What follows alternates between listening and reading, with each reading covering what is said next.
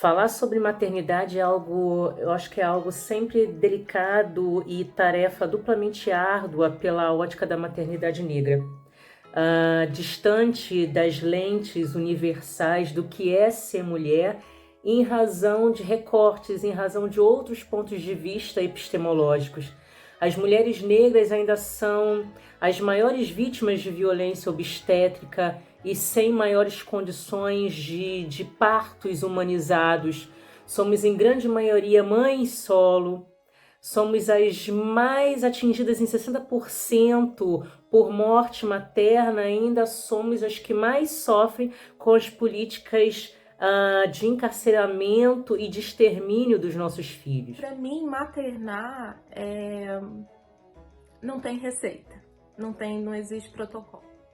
Que a maternidade, que a gente chama de maternidade, eu não romantizo essa maternidade e tal, mas ela é muito sofrida. Muito sofrida. E é uma questão de fora, não é só de dentro. São olhares de fora que fazem com que essa maternidade seja sofrida, porque existe muito rótulos, né, muitas cobranças em cima de uma mãe. Maternidade típica é praticamente a maternidade sem voz, que não existe. Uma maternidade onde não tem aldeia que te acolhe. Sou mãe brasileira, lésbica, sou também uma pessoa autista e migrei para a Bélgica agora faz 15 anos. E eu acho que para mim a experiência da maternidade ela tem um aspecto duplo. Ela primeiramente foi uma explosão de emoção, de amor e de intimidade que eu nunca tinha vivido com outra pessoa. E isso é muito maravilhoso, isso me transformou de uma forma muito positiva e é uma experiência que eu sou muito feliz de viver, de compartilhar um pedaço da minha vida com as minhas filhas e vê-las crescer. É uma experiência maravilhosa. E o outro aspecto da maternidade, se eu for assim bem binário e dividir em dois aspectos, é o aspecto social, estrutural, que a partir do momento que eu virei mãe, ficou muito nítido que eu passei para uma categoria, já enquanto, né, já mulher, a gente já é numa categoria classe desrespeitada e oprimida pelo patriarcado. Uma pessoa migrante também sofre uma série de injustiças. E o fato de ter virado mãe, parece que tudo isso se catalisou, potencializou, ficou ainda maior. Ser uma mãe no exterior significa viver uma maternidade solitária, difícil de integrar os seus filhos na sua cultura, significa deixar uma boa parte da sua história para trás. A maternidade atípica, para quem é uma mulher migrante, mãe migrante, né, na Europa, que é o nosso caso, né, ela é ainda mais difícil, né? Porque a gente esbarra com muitas dificuldades e muitas questões de racismo, xenofobia, institucional, né, que é onde a gente deveria encontrar algum tipo de acolhimento. A falta contínua de uma rede de apoio, né, deixa muito claro que muitas vezes, por mais que exista uma aldeia, ela não é feita para a mãe atípica. A mãe atípica é solitária, a mãe atípica é cansada, exausta, mais que uma mãe de uma criança não atípica.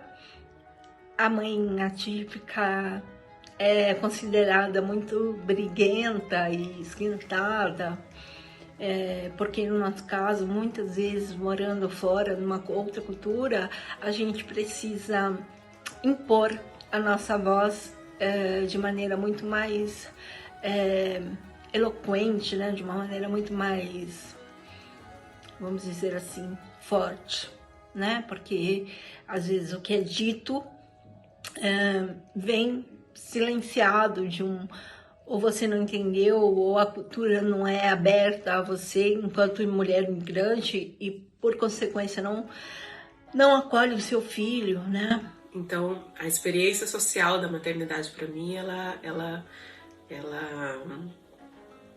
tem aspectos muito difíceis de solidão, de isolamento, de justiça social. E eu acho que essa experiência, o fato de ser mãe, acabou virando um filtro através do qual eu olho para a realidade e percebo uma série de injustiças. E quando as coisas não correm como a gente gostaria, e nós gostaríamos de voltar para o nosso país, encontramos obstáculos muito difíceis. Um deles é conseguir uma autorização para retornar para o nosso país de nascimento. E o outro que muitas mães enfrentam é a possibilidade de enfrentar um processo de Convenção de Haia 28. O que eu posso dizer para vocês é que é uma luta muito árdua você ter que lutar pelo direito de ser mãe, pelo direito de poder estar com seus filhos, um direito que supostamente era para ser natural, mas que você às vezes vê escorrendo pelos seus dedos.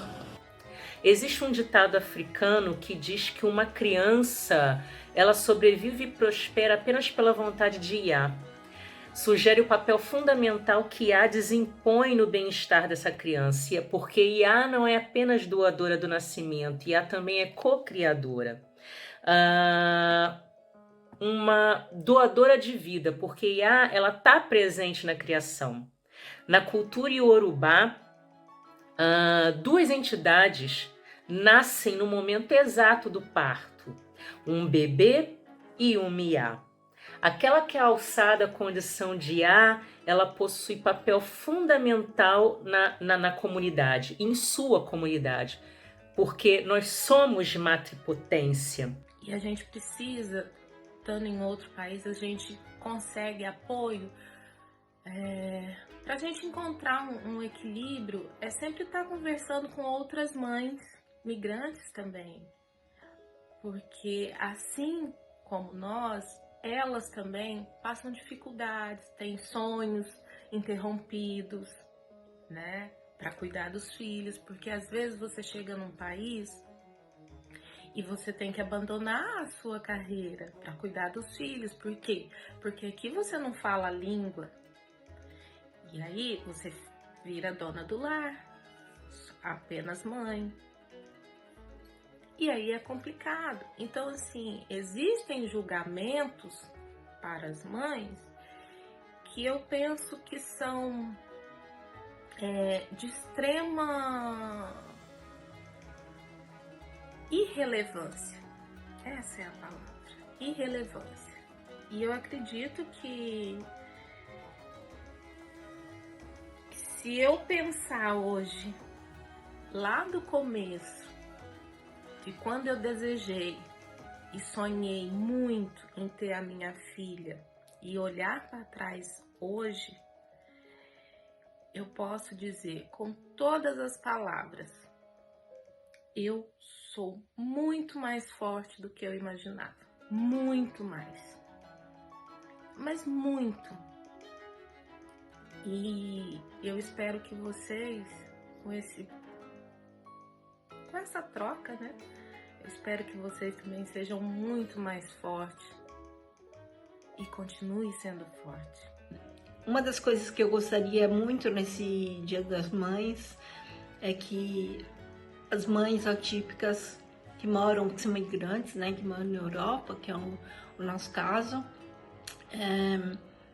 que elas tivessem um pouco de de paz, de liberdade para existir enquanto mãe atípica, né? Muitas vezes o que a gente quer não é nem que os nossos filhos vivam uma normalidade socialmente aceita. A gente só quer que nossos filhos possam ter o direito de ser quem eles são. É de extrema importância que a gente dê espaço para as mães atípicas, para que elas possam se colocar na vitrine, para que a sociedade possa vê-las, possa enxergá-las, mas acima de tudo possa escutá-las, né? Escutá-las com todo o coração, né? E entendê-las, acolhê-las. A todas nós, a todas mães, mães biológicas, sejam mães biológicas, sejam mães de sangue, de criação, afetivas ou comunitárias, dizer que nós podemos fazer do mundo um lugar melhor. Mas eu queria que todas as formas de maternidade fossem idealmente formas solidárias, onde uma mãe não se encontre numa situação de isolamento, tendo que lidar com um trabalho e uma carga emocional que ninguém merece viver sozinho. Então, o que eu desejo para pessoas, mães que estão educando, criando crianças, uma experiência de não abandono, de não isolamento, de contextos solidários, coletivos para educar e criar criança. Meu nome é Grace Reifler e esse bebezinho aqui lindo é Tom Reifler. Eu fui convidada para deixar esse depoimento para falar um pouco de como é ser mãe pet. Então, eu vou deixar o meu depoimento aqui bem rapidinho para vocês, para dizer a relevância que é ser mãe pet. Porque muitas das vezes, muitas mulheres não podem ter filhos, muitas mulheres não querem ter filhos e, de consequência, são mães pets, como eu. Então, eu quero desejar a todas vocês, mães pets, imigrantes, né? Um feliz Dia das Mães e que Deus abençoe a todos nós.